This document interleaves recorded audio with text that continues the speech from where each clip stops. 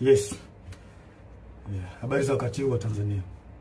Kwa majina naitwa Captain Tesha, afisa kutoka Jeshi la Wananchi wa Tanzania katika kikosi cha Saki, kwa maana kwamba ni shule ya anga ya kijeshi.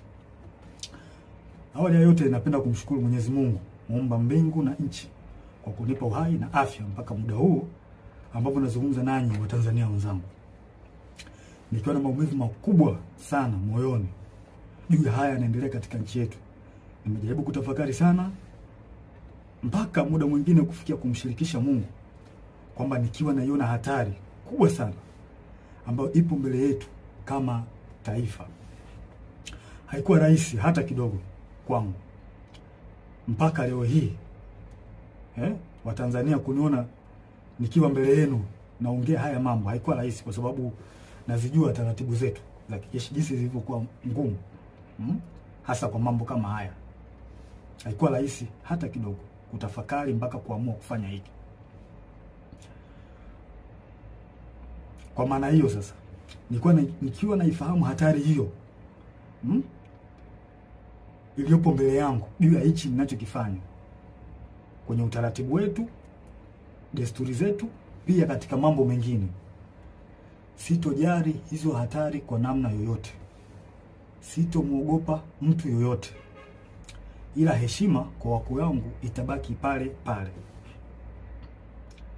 Hivyo basi nimeweza kuandika barua kwenda kwa wakuu wangu wa kazi, kwa maana kwamba CDF na wengine, kuwaeleza kwamba siridhishwi kabisa kwa yanayoendelea nchini, na naiona hatari kubwa sana katika taifa letu.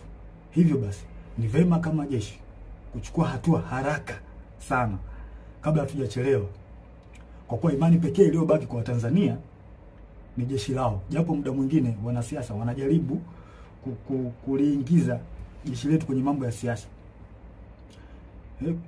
kulitumia ili uweze kufanikisha mambo yao, lakini tumebaki kuwa imara na bado tunaendelea kuaminika na Watanzania.